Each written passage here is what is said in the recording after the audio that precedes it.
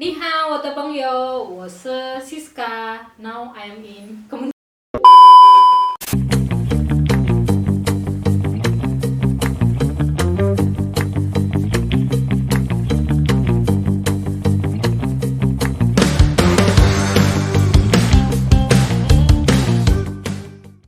Bismillahirrahmanirrahim. Assalamualaikum warahmatullahi wabarakatuh. Bertemu kembali dengan saya Kang TBG di Ciloto Podcast. Apa kabar sobat belajar semuanya? Semoga hari ini belajar semuanya dalam keadaan sehat walafiat dan penuh keberkahan. Dan kali ini sesi yang spesial. Kita akan ngobrol-ngobrol terkait dengan bagaimana sih daya manusia di Indonesia ini sedang diupayakan meningkat kualitasnya. Salah satunya dengan mengirim SDM atau pelajar-pelajar untuk studi di luar negeri. Nah, rekan kita kali ini yang akan membersamai kita punya pengalaman belajar di luar negeri. Nanti belajar di mana? Kita akan ngobrol-ngobrol santai. Kita sapa dulu Kak Siska. Halo Kang TB, selamat pagi. Pagi Kak Siska. Baik ya. Ya. Lagi sibuk apa Kak Siska? Saat ini sedang mengerjakan evaluasi pasca pelatihan. Oh, evaluasi pasca pelatihan. Oke, Kak Siska. Nih, kita akan ngobrol-ngobrol santai ya. Boleh ya Kak Siska ya? Oke, boleh Kang TB. Terima kasih. Nah, Kak Siska, tadi kita udah prolog tentang bagaimana studi di luar negeri ya. Nah, Kak Siska ini kan lihat dari portofolionya pernah belajar studi di luar negeri. Boleh dong di-spill di luar negeri di mana sih Kak Siska?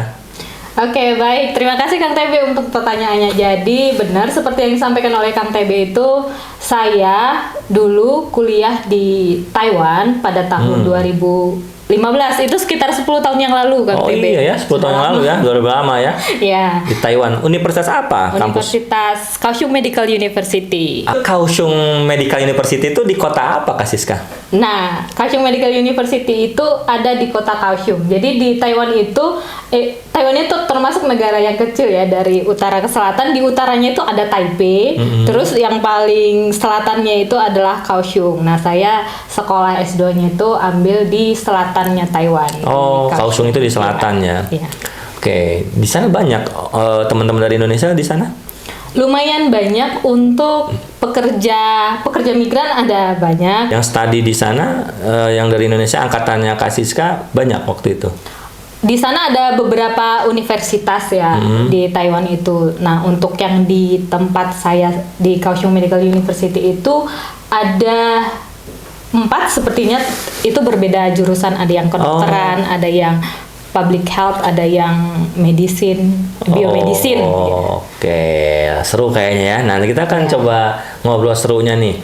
Oke, Kak Siska ini berarti tadi kalau ngambil epidemiologi, berarti Kak Siska latar belakangnya S1-nya dulu di kesehatan juga ya? Iya, benar sekali Kang TB. Oke, di mana? Nah, dulu S1-nya itu di Universitas Sumatera Utara. Wah, teman-teman Universitas Sumatera Utara nih USU nih. Iya, di USU. Ini alumninya ya. Oke. Tahun berapa di USU? Di USU itu masuk tahun 2010. Terus nanti di semester 7 ada pengambilan jurusan atau peminatan. Nah, saya ambil peminatan epidemiologi. Jadi nyambung linier ya. Iya, S2-nya epidemiologi, S1-nya peminatnya epidemiologi. Iya. Berarti setelah lulus S1 langsung ke S2 di luar negeri, apa sempat berkarir dulu di Indonesia, Kak Siska? Nah, itulah dulu pergumulannya Kang TB. Oh, gimana tuh pergumulannya? Pergumulan apa ya pergumulannya? Pergumulan. Ya. Oke, apa tuh? Memang setelah kita sudah menyusun skripsi, biasanya kan kita akan berpikir ya, ini nanti setelah mana aku ya gitu ya? Iya, enaknya kerja kemana ya? Kalau kerja itu enaknya di bidang apa? Oke. Lalu atau misalnya apakah memungkinkan untuk S2? Nah, syukurnya kalau dari keluarga itu orangnya suportif dan kasih kesempatan dan opsi gitu ya. Terserah mau ambil S2 lanjut atau mau kerja dulu juga nggak apa-apa. Cuman syaratnya kalaupun S2 apa itu syaratnya? Itu tidak dibiayai oleh orang tua lagi. Oh, kayak subsidi selesai gitu ya? Subsidi selesai karena saya punya adik ada 3 orang gitu dan itu masih juga sekolah pada saat itu. Jadi, Kak Siska ini asli orang mana? Aslinya dari Sumatera Utara, Kang TB. Sumatera Utara, di mana tuh Sumatera Utaranya? Di Kabupaten Simalungun. Oh, di Simalungun ya. Oke. Nah, Kak Siska, ketika waktu S1 tuh lulus tahun berapa? S1 lulusnya di tahun 2014. Oh, 2014. Nah, berarti ini langsung ya, kasih tahun lulus langsung studi di Taiwan gitu ya? Ngambil. Masih ada space waktu sekitar 8 bulan 8 gitu bulan. ya. Di tahun 2015 baru lanjut untuk S2-nya. Oh, 8 bulan. Nah, sekarang 8 bulan itu ngapain aja Kak Siska? Apakah Kak Siska itu 8 bulan setelah lulus S1 mempersiapkan aku harus dapat beasiswa, aku harus kuliah di mana gitu? Udah ada ancang-ancangnya atau seperti apa Kak Siska? Boleh kita kasih tips mungkin buat teman-teman yang sobat belajar ingin kuliah di luar negeri mungkin ya? Oke, baik Kang TB. Jadi memang ada kisahnya ya ceritanya. Waktu itu di semester akhir sudah mulai nyusun-nyusun skripsi, lalu terpikir nih mau kerja dulu atau kuliah dulu gitu. Tapi kan tadi yang dari orang tua ya, tapi kalaupun mau S2 beasiswanya sudah selesai nih, subsidinya sudah selesai. Silahkan memperjuangkan sendiri gitu. Jadi akhirnya yang terpikir adalah, oh kalau melanjut S2 berarti harus pakai beasiswa nih. Nah, kita cari-cari informasi. Dulu kalau kuliah itu kan, Kang Tebi kita punya gerombolan-gerombolan teman-teman yang sefrekuensi gitu ya. Kayak, oh ini ada kegiatan nih seminar untuk beasiswa luar negeri gitu. Ikutin kayak gitu. Ya, kita cari-cari informasi, datang ke sana, minta-minta brosur gitu ya. Terus TOEFL, tes TOEFL gitu. Nah, satu ketika kita mengikuti kegiatan yang mana ada alumni dari Universitas Sumatera Utara, USU, kuliah di S3 di Taiwan. Oh, di Taiwan. Ya. Nah, sedang libur panjang lalu beliau datang ke Universitas Sumatera Utara mengadakan seminar gitu ya, bagi-bagi informasi.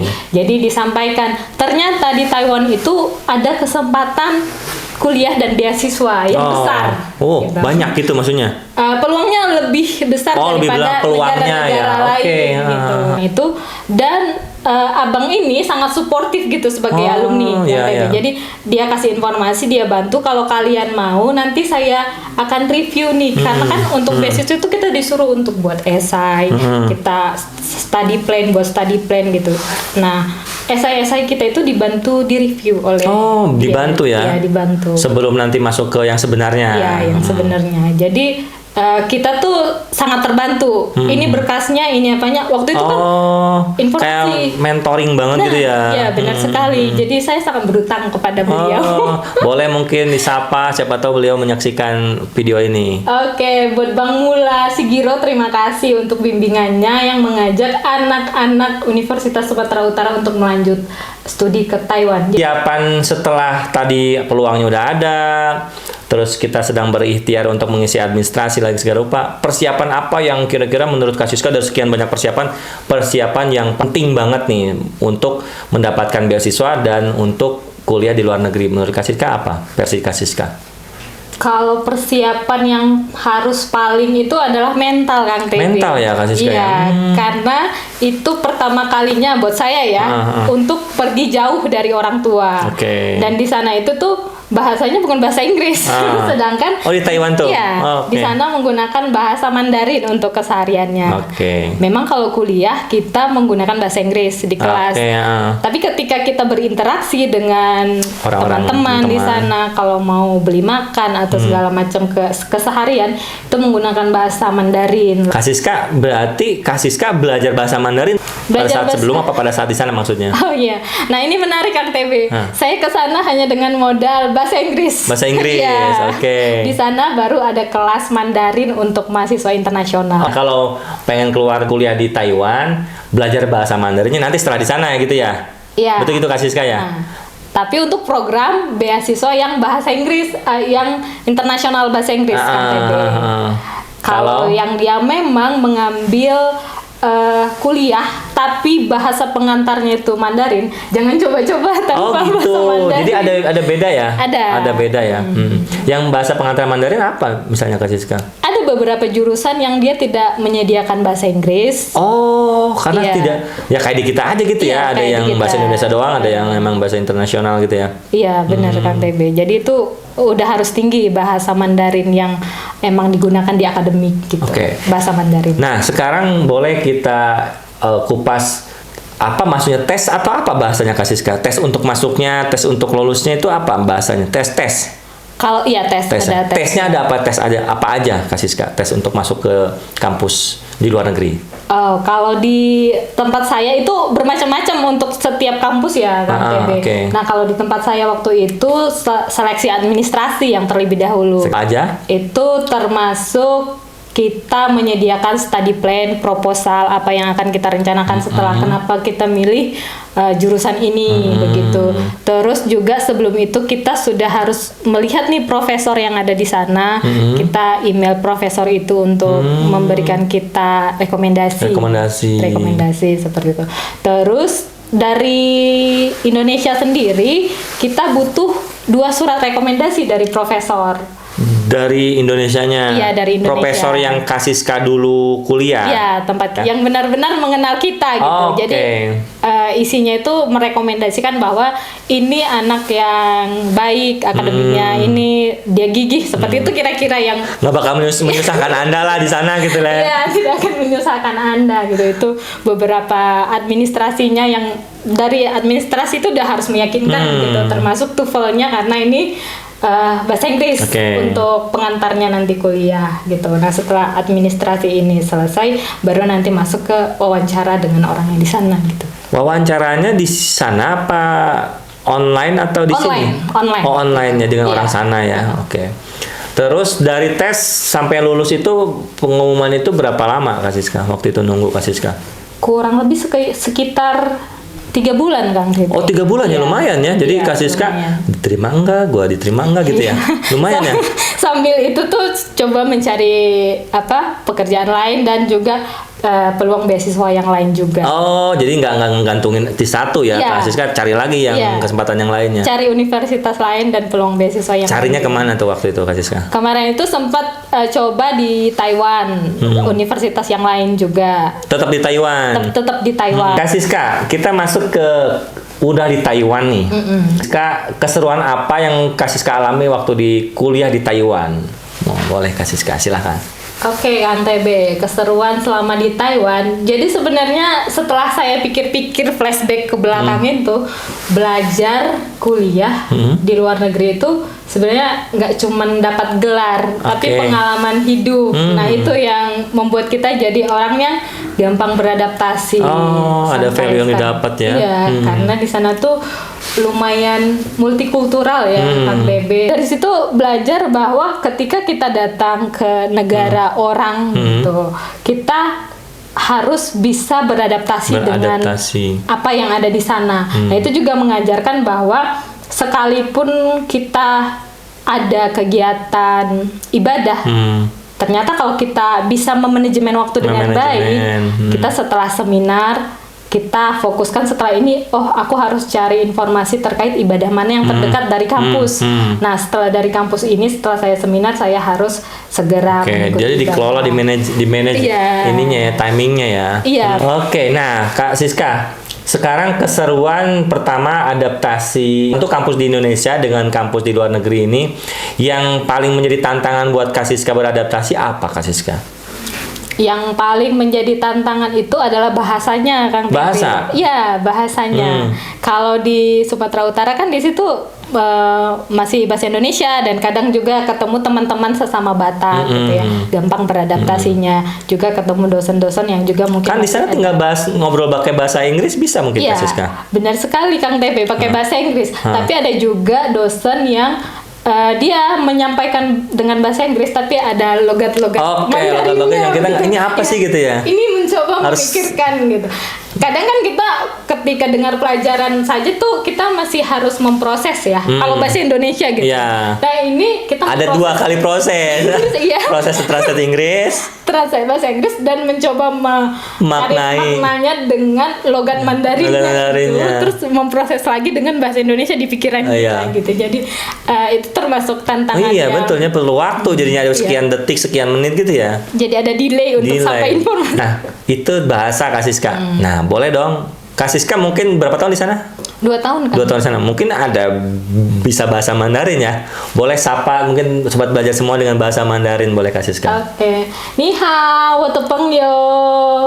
Ni hao, wateng pengyong. Hai teman-teman. Oke. Cawan. Cawan. Oh, gitu doang, cawan. Iya, jadi itu termasuk juga tantangan Kang TB. Kalau tapi baiknya di sana itu ketika kita datang sebagai orang baru, kampus itu menyediakan badis. Badis itu apa tuh? Teman yang memang mahasiswa lokal di sana. Jadi setiap mahasiswa internasional itu dipartnerkan gitu ya? Iya, dipartnerkan dengan yang satu mahasiswa lokal di sana. Dan itu dimulai di hari sebelum kita datang. Sebelum kita datang pun, ketika saya di Indonesia, itu badis saya sudah email. Care mereka? Iya, sangat care. Sangat care ya? Gimana proses persiapannya? Ada yang perlu dibantu nggak? Kayak gitu. Jadi cukup sangat-sangat membantu lah di sana. Ya, pasti iya. Ya. Jadi ketika saya datang terus masih bingung. Itu sama-sama di semester yang sama atau dia lebih senior? Lebih lama kuliah di sana. Lebih senior ya. Lebih senior. Oke. Oke, ada kiat tips apa buat sobat belajar yang ingin kuliah di luar negeri? Mungkin Kak Siska boleh kita berikan. Silahkan Kak Siska. Oke, baik teman-teman yang ingin melanjutkan kuliah S2 ke luar negeri, seperti yang tadi disampaikan ya, bahwa untuk S2 itu tidak hanya mendapatkan gelar gitu, tapi kita juga mendapatkan pelajaran hidup. Nah, buat teman-teman yang ingin melanjutkan S2, jangan ditunda-tunda. Ketika memang ada kesempatan, silahkan dicoba, silahkan dilengkapi berkas apa yang dibutuhkan dalam meng-apply beasiswa tersebut. Dan juga ya, tips yang pertama adalah jangan takut untuk mencoba gitu. Karena ketika kita mencoba bakalan ada jalan-jalan yang baru yang sebelumnya kita tidak pernah terpikirkan gitu. Makasih banyak nih Kak Siska keseruannya. Bagaimana sobat belajar nanti mungkin yang ingin belajar di luar negeri, ya tentu kalau sekarang konteksnya lebih banyak opportunity-nya ya Kak Siska ya dibanding zaman Kak Siska dulu ya. Kesempatan untuk meraih beasiswa ke luar negeri lebih banyak ya Kak Siska ya. Iya, sekarang itu informasi sudah gampang sekali diakses ya Kang TB. Harusnya teman-teman akan lebih mudah, sobat belajar akan lebih mudah untuk mencari beasiswa dan akan lebih mudah kuliah atau studi di luar negeri. Gitu ya Kak Siska? Iya. Terima kasih banyak Kak Siska. Semoga sehat selalu. Terima kasih Kang TB. Baik, terima kasih sobat belajar semuanya. Kita pamit.